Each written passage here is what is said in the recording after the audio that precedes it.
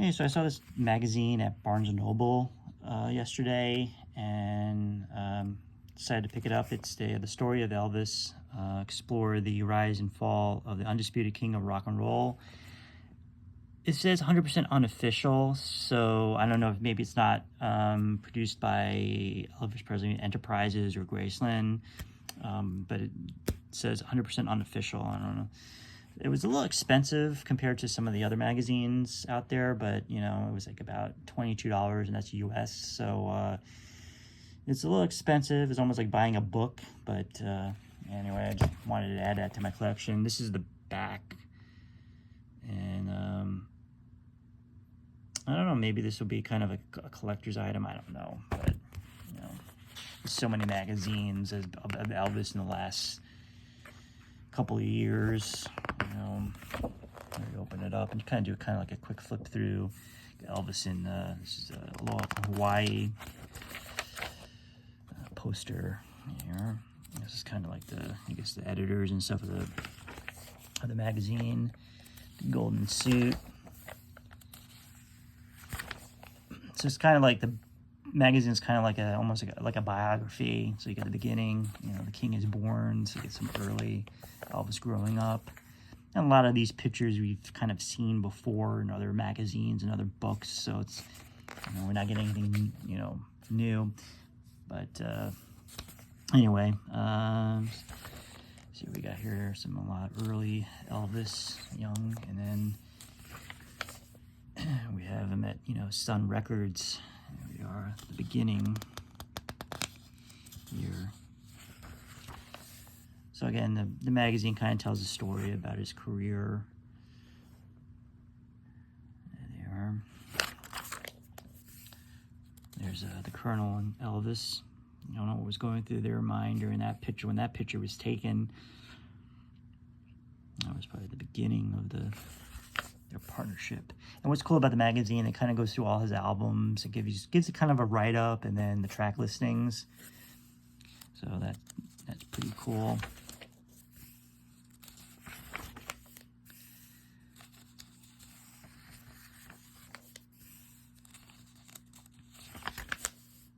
Elvis signing autographs.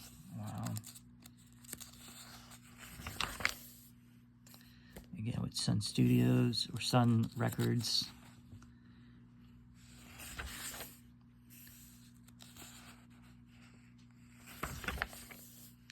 With Frank Sinatra. This is a picture that's been used. This was the cover picture.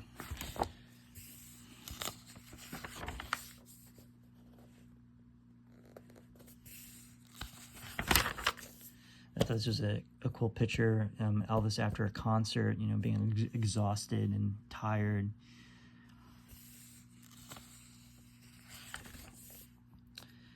Sex symbol. All the fans going crazy. All the female fans going crazy. Well, this is another cool picture. A fan. This is her, I guess her bedroom, and you see all the pictures of Elvis on her wall. And I kind of admire that in a way, because, you know, just being devoted to or being loyal to someone, I think that's pretty cool. And the Army years, and the famous haircut.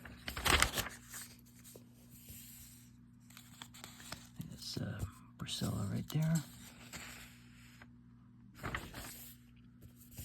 And we can continue on with the albums, Potluck and Elvis for Everyone. And then, you know, this album, I really enjoy this album. I think that as I got older, I kind of appreciate this album a lot more.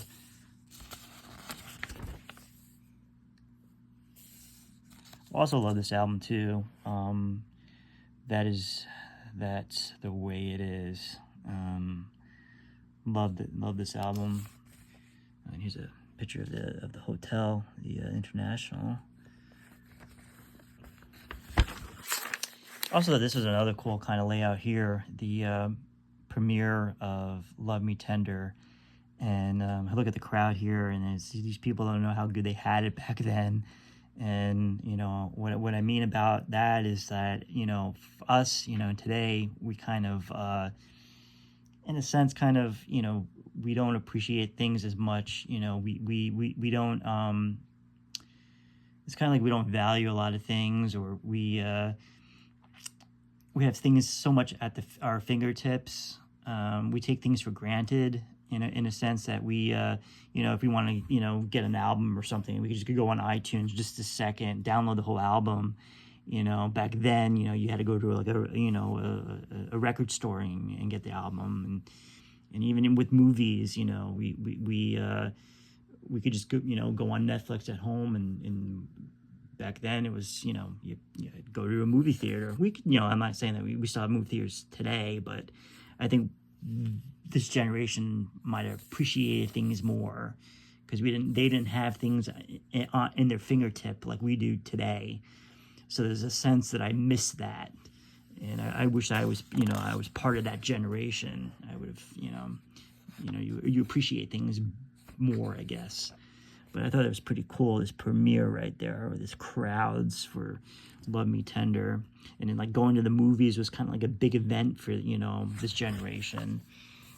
There's pictures of all the movies that Elvis did. You know, Jailhouse Rock, of course. And again, I talked about it in a different video about Elvis's movies. You can't overanalyze his movies, or, you know, you got to put yourself in that generation and when it was released. And these movies are not, you know, back then movies were, you know, were made for you to kind of forget your problems, forget what's going on in the world, and just be entertained for an hour and a half or 2 hours. You know, it wasn't supposed to teach you, you know, it was supposed to entertain you. And, you know, today we have serious films that, you know, and all that. But back then it was like, you know, it was kind of like to forget reality for, you know, whatever long the movie was. You know, have a happy ending, leaving the theater happy.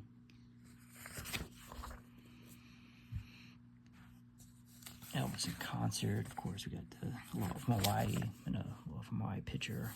There we go. And then the comeback. They recently came out with the comeback, you know, magazine about the comeback show. It was with President Nixon. You got the international sign from the hotel. I love this. I always love this picture with the Memphis Mafia. I also thought it was kind of interesting with this. You know, this includes pictures of Priscilla with Mike Stone, and, you know, maybe that's why it's not official, because usually they kind of protect that, and I think so. They don't really, like, you know, they try to kind of try to portray this kind of like perfect image of Priscilla, you know, and Elvis together. You know, that, you know, it was nothing after Priscilla, and life was over. You know, it was nothing. But, you know, we all know that's not true. And more of albums.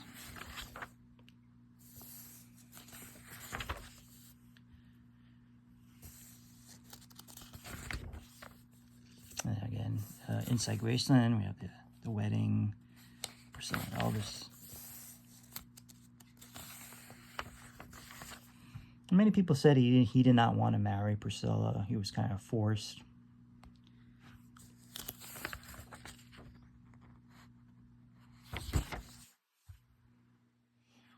The divorce. And another picture of her and Mike Stone. I wonder why they didn't include that in her movie. About her, that story. Why was that put into her movie? And another picture with the Memphis Mafia, and they also include some pictures with Linda Thompson. Not much in here, but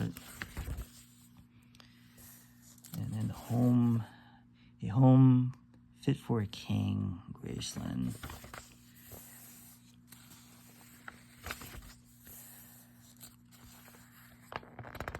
But I love these out pictures of Elvis outside, you know, like not in a concert setting, just in public. Raisin Rock, and Good Times. Promised Land is probably one of my favorite albums. I just love this album. Love all the songs on it. You know, I know a lot of people are, you know, some people are not fans of his 70s albums, but as I got older, I appreciate more of the 70s albums more, and I feel like I listen to them more. You know, I'm more interested in more of the 70s Elvis more. I just, I guess everybody has an opinion, or and then the last album, Moody Blue.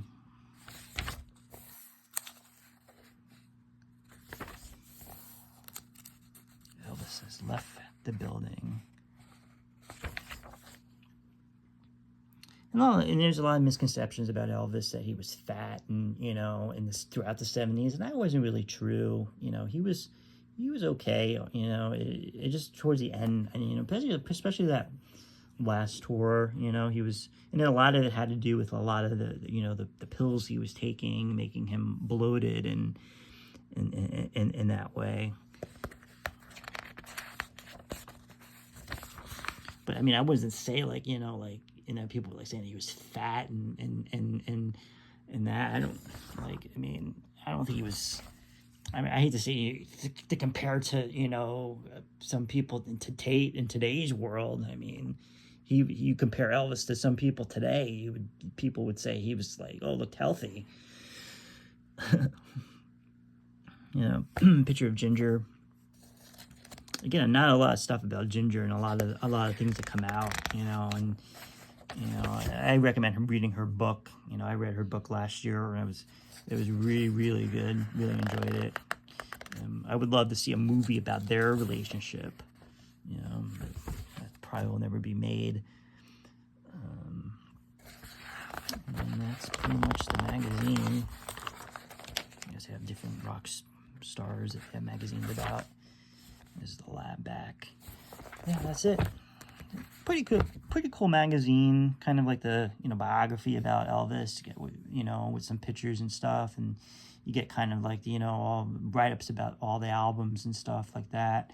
Yeah. So I saw this at, you know, again at Barnes and Noble. But I haven't seen it in any like grocery stores or anything like that. You know, but maybe this is, you know, it's a little expensive, but this is something if you want to add that to your collection.